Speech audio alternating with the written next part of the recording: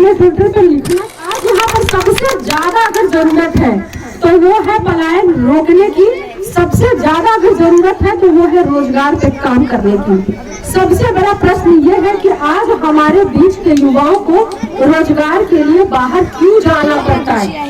और आज 20 साल 25 साल या 30 साल या आजादी के बाद से जो नेता हमारे बीच में वोट मांगने आते हैं, उनसे हम ये सवाल क्यों नहीं करते कि तुम्हें वोट चाहिए यहाँ तो हमें नोट चाहिए यहाँ।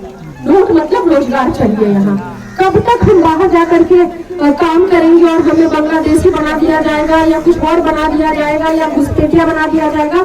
अगर हमें बारा के सरपंच साहब अगर हमें ये बात की खबर नहीं देते, इन्होंने जो अपने लेटर हेड पे लिखा वो मेरे तक पहुंचा था। पहल जो थी वो सरपंच साहब की थी, जिसने बेबाक तरीके से इन्होंने लिखा उस पत्र को, और उस पत्र से मुझे इतनी हिम्मत मिली कि मुझे लगा कि मुझे तुरंत मिनिस्ट्री को या हर जगह टैग करना चाहिए, अपने ट्विटर में लिखना चाहिए। इनकी दी हुई हिम्मत से जो मैंने लिखा उसका प्रभाव ये हुआ कि गुजरात के नंबर 1 टॉप हेडलाइन बन करके वो खबर छपी कि रितु जायसवाल ने कहा कि वो लोग कोई बांग्लादेशी नहीं, वो हमारे घर के लोग थे, मेरे पंचायत मेरे बगल के पंचायत के लोग थे। ये प्रमुखता से खबर तो, लेकिन हम वहां तक पहुंचे क्यों?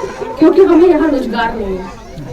आज हमें अपना घर छोड़ के, बीमार माता पिता को छोड़ के, नई शादी पत्नी को छोड़ के, छोटे बच्चों को बढ़ता हुआ नहीं देख पाते, उसकी कमियों पे रोक टोक नहीं कर पाते कि बच्चे ये मत करो, ये गलत है। क्योंकि हम अपने बच्चे की कमी और बच्चों के उत्साहवर्धन के लिए हम यहाँ होते ही नहीं है। बच्चा बिगड़ रहा है तो बिगड़ता जाएगा। बच्चा कुछ उत्साहवर्धन से पिता के मार्गदर्शन से सुधर सकता है, लेकिन पिता होते नहीं, क्योंकि पिता तो 2 वक्त की रोटी के लिए बाहर है। तो सबसे बड़ा मुद्दा यहाँ रोजगार है।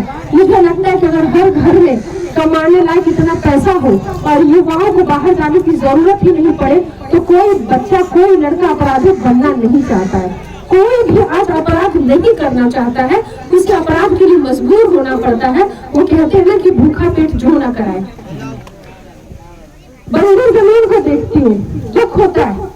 जबकि यहाँ पे अगर नेता सही तरीके से काम करे, उनका अगर इरादा हो कि मुझे यहाँ से बेरोजगारी खत्म करनी है, रोजगार देना है, तो आप देखोगे कि पहले सिर्फ दरभंगा में और मधुबनी में मखाना की उपज होती थी, लेकिन आज वो बढ़ के मधेपुरा सहरसा तक पहुंच गया। तो क्या वहाँ तालाब है? नहीं।